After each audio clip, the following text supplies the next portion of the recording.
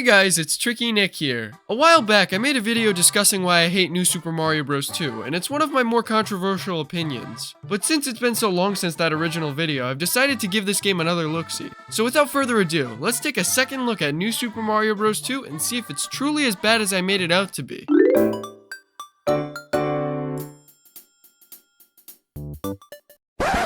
Hold on a second. Why is this game called New Super Mario Bros. 2? This is the third game in the New Super Mario Bros. Series, so what gives? Before I originally played this game, I thought maybe it has a 2 in the name because it's reminiscent of Super Mario Bros. 2 or Super Mario Bros. The Lost Levels, but no, Nintendo just had a seizure and forgot how to count. Okay, I know the name isn't really that important, but it's just like, why'd you name it New Super Mario Bros. 2? It's the third! As for the game itself, New Super Mario Bros. 2 is essentially a second handheld New Super Mario Bros. Game. Oh! Wait, that's still a dumb name though.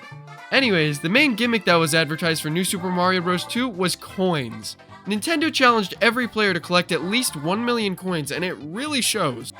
Coins are everywhere in this game, and if the screen isn't covered in them, rest assured some coin-based power-up or coin ring that makes everything worth coins is bound to be around somewhere. This game challenges the player to collect as many coins as possible, which has its pros and cons. On one hand, the incentive to collect coins works as a fun way to encourage exploration of levels, which actually got me to replay levels and find new areas that I wouldn't have even bothered looking for otherwise.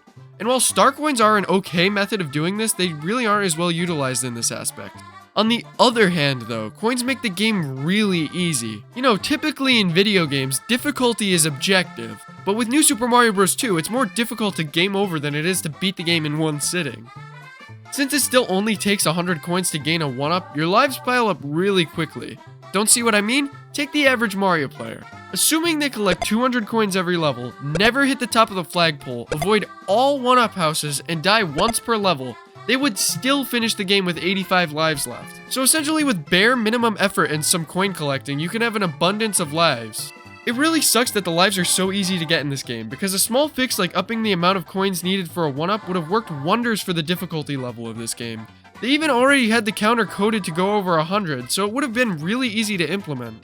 But if you do decide to really buckle down and grind coin collecting for weeks, months, and maybe even years, all to reach the glorious coin count of 1 million or even max out the counter, what do you get?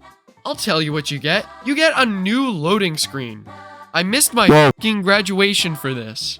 This is a despicable excuse for a reward. It completely ruins the incentive to explore and collect more coins. If they made certain coin counts unlock new worlds, characters, or power-ups, that would have made collecting coins so much more worthwhile. In its current state, the coin collection gimmick had a lot of potential, but instead of sticking the landing, it snapped its neck and died. This really bugs me, because if Nintendo wasn't trying to develop New Super Mario Bros. U at the same time as this game, they would have been able to really give it the time and energy it needed to make it great. However, I will say the coin rush mode of the game does fix these issues, as you only get 1 life to collect as many coins as possible in a set number of levels. But unfortunately, that's just a side mode of the game, and a lot of the levels in this mode require you to fork up cash to play them.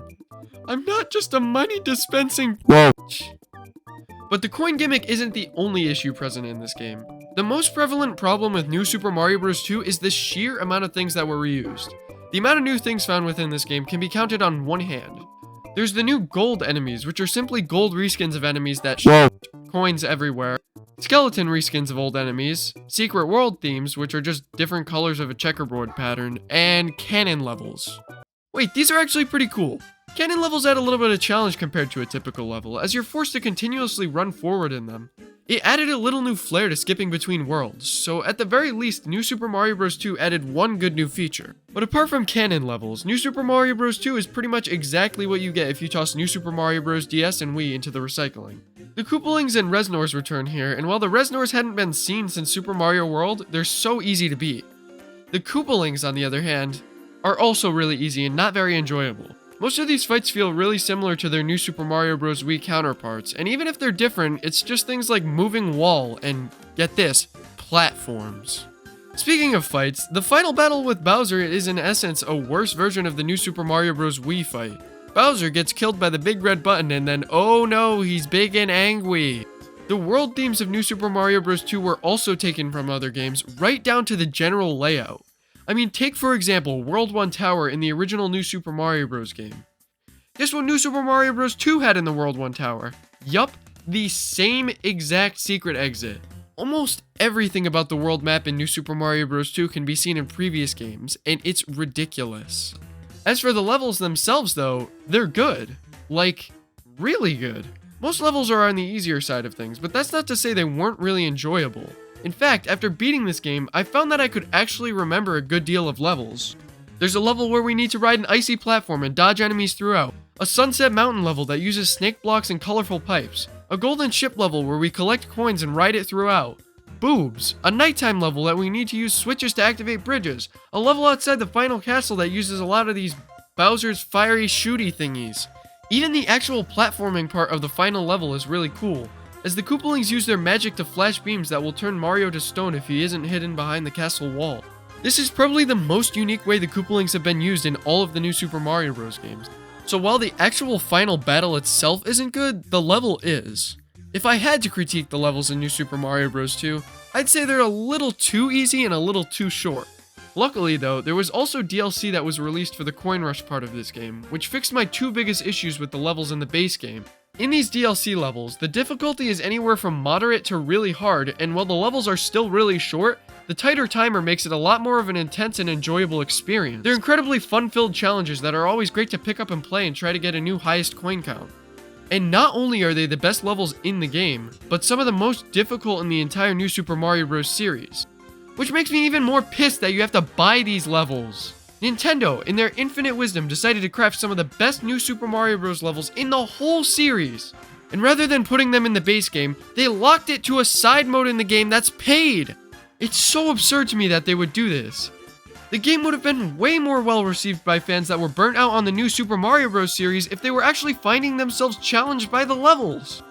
Overall, New Super Mario Bros. 2 ended up being just okay, but it had the potential to be amazing.